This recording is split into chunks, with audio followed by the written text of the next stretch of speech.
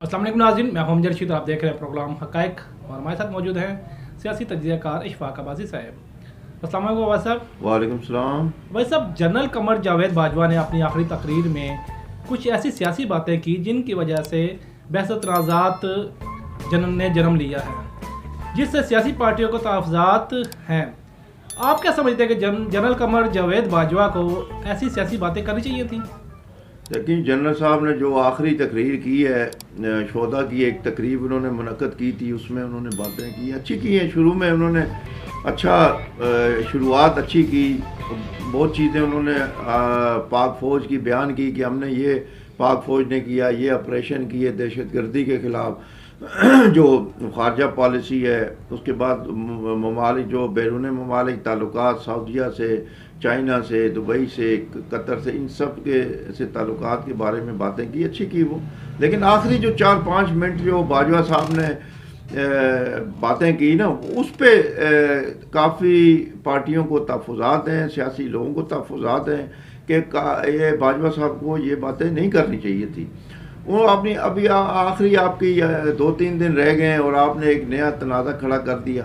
अभी इसमें देखें ना, बाजवा साहब ने 1971 का जो सानिया हुआ था, मशरक़ी पाकिस्तान अलहदा हुआ था, 2 लख्त हो गए थे ये मुल्क उस वक्त, तो इन्होंने वो उस बात को करने की क्या ज़रूरत है? वो अभी गड़े मुर्दे उखेड़ने वाली बात है ना। अभी उस पर सारा इन्होंने कहा कि वो जो नाकामी थी फौजी नहीं, वो सियासी नाकामी थी। यानी वो कहना ये चाह रहे थे कि पाक फ़ौज ने कुछ नहीं किया, ये सियासतदानों का करता धरता है। भाई सियासतदानों का बाजवा साहब कहाँ से करता धरता है? उस वक़्त यहिया खान साहब और जनरल अयूब साहब थे, और जनरल यहिया खान साहब के जो करतूत थे और जो स्या कारनामे थे वो दुनिया जानती है। अभी मुझे यहाँ कहने में शर्मिंदगी होती है कि मैं किसी जर्नैल के बारे में जो मर गया हो, चला गया दुनिया से, उसके बारे में, लेकिन उस किताबें लिखी हुई हैं, लोगों को किस्सों का पता है उस जनरल यहिया के। उसने फ़ौज के साथ जो किया, फ़ौज की वो क्या कुछ करता रहा, पीछे बांग्लादेश बन गया और 2 लख्त हुआ। ये फ़ौज की नाकामी थी, ये सियासतदानों की नहीं थी। सियासतदानों ने इस मुल्क के लिए कुर्बानियाँ दी हैं। जब बाजवा साहब, उन्होंने उस वक़्त भुट्टो साहब थे जो मशहूर और मकबूल थे, उस वक्त अवाम में मकबूल लीडर थे। तो उस वक़्त आप उन पे ये ब्लेम डाल रहे हैं कि जी सियासतदानों की नाकामियाँ थी और फ़ौजी नाकाम नहीं हुए थे। तो भाई फ़ौजी तो वहाँ हथियार किसने फेंके थे? जब लड़ रहे थे हथियार किसने फेंके थे? सियासतदानों ने फेंके थे, या फ़ौजी जर्नैल था, वो था न्याजी साहब थे, उन्होंने किया था ये काम। तो ये बातें ज़रूरत ही नहीं है। फिर दूसरी बात आप कह रहे हैं कि जी बयानिया इमरान खान का फेल हो गया और झूठा साबित हुआ, फलाना हुआ। वो भाई फिर RTS की आपने बात की। साहब, जनरल बाजवा साहब ने तो अपनी जो है ना बातें फौज पे फेंकने, सॉरी सियासतदानों पे फेंकने की कोशिश की। आपको क्या लगता है, इन्हें कश्मीर के बारे में या पाकिस्तान की माशी हालत के बारे में बात नहीं करनी चाहिए थी?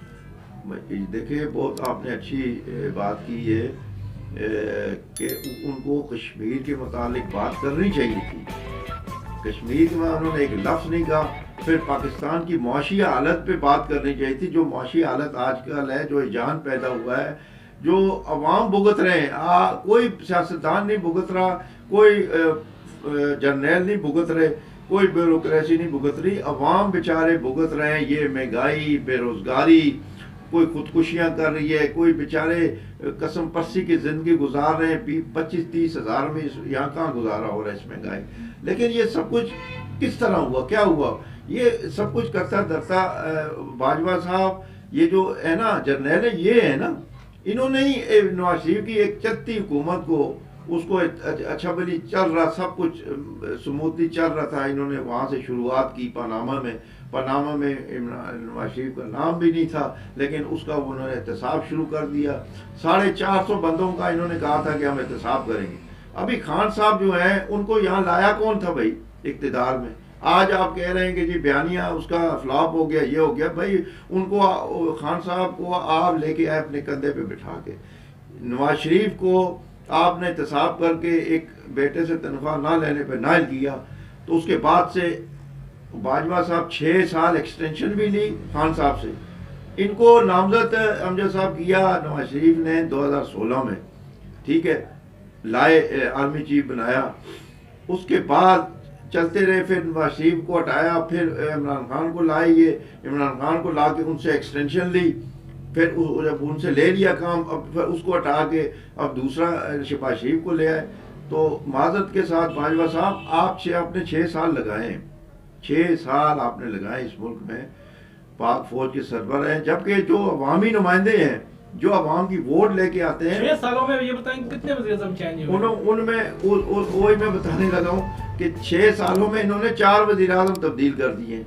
तो देखो ना कितनी बड़ी ज्यादती है, एक वज़ीर-ए-आज़म गुज़रा 5 सालों यानी कितनी बड़ी ज्यादती है इस मुल्क के साथ, इस अवाम के साथ। जो अवाम लोग वोट देते हैं, आप उनको किसी न किसी चक्रों में फंसा के तो उनको नाइल करके, बाकी 450 बंदे थे ना, एहतसाब करना था, बाकी किधर गए? नवाज शरीफ का चलें जी, आपने कर लिया एहतसाब, निकला कुछ भी नहीं है, लेकिन आपने कर लिया, वो चले गए जी, नाइल हो गए, लेकिन बाकी कहाँ गए? 450 थे, बाकी किधर गए?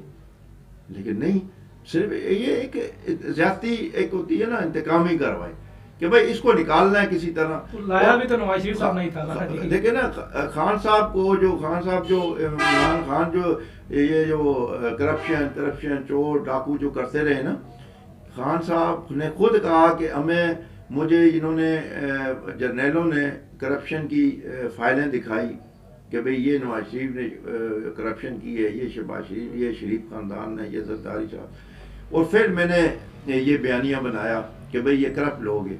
मुझे नहीं पता कि वो उन्होंने फाइलें कहाँ से लाई, असल हैं झूठी हैं, लेकिन उन्होंने दिखाई। वो खान साहब शुरू हो गए, खान साहब तो मतलब कान के कच्चे हैं ना, वो ना देखते ना, वो शुरू हो गए गाली गलोच चोर डाकू आज तक लगे हुए हैं। उन्होंने खुद कहा इन्होंने मुझे दिखाई है, खान साहब ने अपने से मलबा उठा के उन्होंने फेंक दिया, और वाकई बात भी यही थी।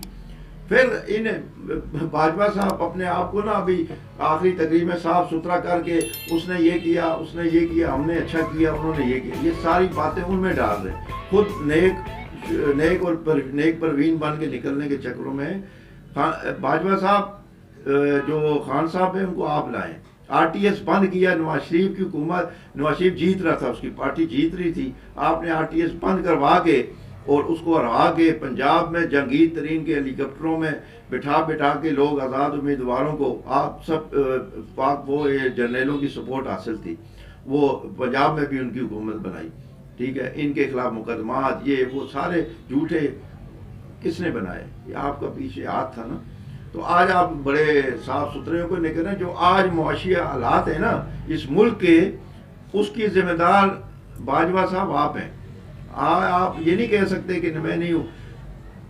बाजवा साहब आपके जो फैमिली के असासे जाहिर हुए हैं, अरबों रुपए, कम से कम उन पे ही अवाम को एतमाद में ले लेते इस तकरीर में। ये जो सियासी बातें करने के बजाय आप अपने बहू के, अपनी एहलिया के जो अरबों रुपए निकले हैं, जो असासे जाहिर किए हैं साफ़ी जो अहमद नूरानी ने, उस पर आप अवाम को एतमाद में ले लेते। भाई ये इसके पैसे हैं, या ये हमने ये लाए, या बता देते अवाम को, आपका क्लियर हो जाता। लेकिन उस पर आपने बात नहीं की, बिल्कुल नहीं की। हालांकि करनी चाहिए। अगर नवाज शरीफ, जरदारी और शहबाज शरीफ या कोई भी, वो अगर उससे एहतसाब उसका हो सकता है, अगर उनसे आप रसीदें मांग सकते हैं, उनको कह सकते हैं कि आप ये इनके आमदन का ज़राया आमदन क्या है, तो आपसे भी पूछा जा सकता है। आप मुकद्दस गाय नहीं हैं। इस मुल्क में कानून सब के लिए एक होना चाहिए।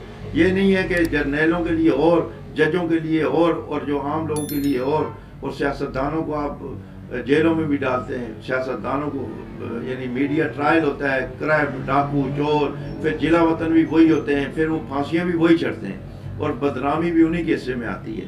और फिर वो पूरे अपने 5 साल नहीं लगा सकते, जो 5 साल के लिए आते हैं। तो ये बहुत बड़ी ज्यादती है। अच्छा बस अब क्या लगता है कि आपको क्या लगता है कि जो नए आर्मी चीफ हैं, जो मुल्क और कौम के लिए नेक शगुन साबित होंगे?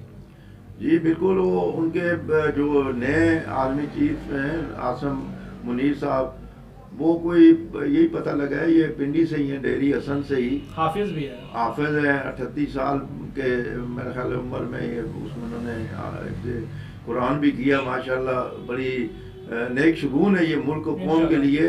और उनके चेहरे से, उनके रवैये से, उनका जो बॉडी लैंग्वेज है, उससे पता ये लगता है कि वो एक प्रोफेशनल जर्नैल है, और वो फैसले करेंगे जो मुल्क और कौम के लिए, मुल्क की कौम के मफाद के लिए हों। वो फैसले हमें बड़ी उम्मीद है, अवाम को बड़ी उम्मीद है उम्मीद है वापस बहुत है आए इनसे। कि वो एक तो पाक फौज का जो रुख है उसको दुरुस्त करेंगे, सियासत में उनकी कोई इन्वॉल्वमेंट नहीं होनी चाहिए। उस वैसे भी वो गैर कानूनी है। आज ये बाजवा साहब कह रहे हैं जी पीछे पीछे भूल जाएं, अब आगे आगे चलें और सब हम भी पीछे हट गए, फौज सियासत से लेकिन दूर बाजवा हो साहब को गई ये है। भी नहीं कहना चाहिए था तो और आप भी भाई वो फौज को तो कुछ भी नहीं हुआ ना जी, फौज को कुछ नहीं, ये तो सारा सियासतदानों पे मलबे गिरे। सियासतदान बेचारे अदालतों के चक्कर लगाते रहे, अदालतों से जो अंदर हुए हैं जेलों में गए वो सियासतदान गए हैं। जर्नैलों को या दूसरे ऑफिसर को क्या हुआ है, कुछ भी नहीं हुआ। लेकिन बात ये है ना, ये इस तरह बाजवा साहब को ये बातें करनी जेब नहीं देती, ये नामुनासिब बातें उन्होंने की नहीं करनी चाहिए थी। भाई आपने 6 साल गुजारे, ठीक है गुजारे, आपने कोई बात नहीं की सियासी, लेकिन आखिरी टाइम आपने बात सियासी करके फिर जाहिर है आप जो ये बातें उस पर हमें भी बात करने का हक हासिल है। जो आपने सियासी, जब आप सियासी बात करेंगे फिर हम भी आपको जवाब भी देंगे और उस पर तबसरा भी करेंगे, उसका तजिया भी करेंगे। आपने नहीं की 6 साल, हमने भी बात नहीं की, लेकिन जब आप सियासी बातें करेंगे तो फिर सियासत जो बातें होंगी उनका जवाब आता है मीडिया में और हर बंदा बात कर सकता है उसमें। सहाफत और सहाफ़ी का काम होता है खबर देना, ठीक है। कुछ ऐसे ऐसे हमें से अक्सर आते हैं, कमेंट्स आते हैं कि लफाफा है इस तरह का उस तरह का, उसको पार्टी में हमें इससे कोई गर्ज नहीं हो चाहिए। हमारा काम है खबर देना जी बिल्कुल। चाहे किसी को अच्छी, किसी के खिलाफ होगी तो उसको बुरी लगेगी, किसी के हामी होगी तो अच्छी लगेगी, लेकिन जो है सहाफ़ी का काम है सिर्फ खबर देना। हमारा काम भी यही है, सब खबर देना। ये जो साफ़ी है ना, ये जो असल खबर जब सच्ची देते हैं ना तो सच्ची का खबर हर कोई हजम नहीं कर सकता। और हाँ कुछ चपलूसी वाली दें या उसकी हमायत वाली तो वाह जी वाह, वो बड़ा साफ़ी क्रेडिबल है, वो बड़ा दयानतदार है। और अगर उसी साफ़ी ने उसके कोई असासे ज़ाहिर कर दिए या कोई ऐसी चीज़ आ गई तो बस जी वो हो बिक गया जी, वो ये हो गया, तो आपको सच्ची बात करनी चाहिए। साफ़ी का ये काम है, साफ़ी का ये मुकद्दस पेशा है और इस मुकद्दस पेशे को जो है ना फ़रोख्त नहीं करना चाहिए, ना किसी के आगे झुकना चाहिए। ज़िंदगी और मौत अल्लाह के हाथ में है, तो आपने सच्ची खबर दें। सच्ची खबर जाना हर बंदे ने इस दुनिया से, कोई किस तरह जाता है, कोई किस तरह उसकी मौत होती है, कोई क्या, लेकिन आपका किरदार बोलना चाहिए। आपकी शख्सियत जो है ना उसको लोग याद करें कि वो बंदा था जो बोलना था। अभी कई लोग गए हैं लेकिन वो इतने नहीं है, कोई ना अमीर ना कबीर ना कोई बड़े ओहदों पे, लेकिन उनके नाम आज भी याद है लोगों को कि यार वो बंदा था और बंदा सच्चा था, खरा था और वो इस दुनिया से चला गया। वो आज भी याद कर रहे हैं, अच्छे अल्फाज से, बुरे नहीं, अच्छे अल्फाज से याद करते हैं। शुक्रिया बाद साहब। नाज़रीन ये थे इशफाक बाद साहब जिनका तज़किया आपने सुना। इसके साथ ही इजाज़त दीजिए, हमारे चैनल को लाइक सब्सक्राइब शेयर करना ना भूलिएगा। अल्लाह हाफ़िज़।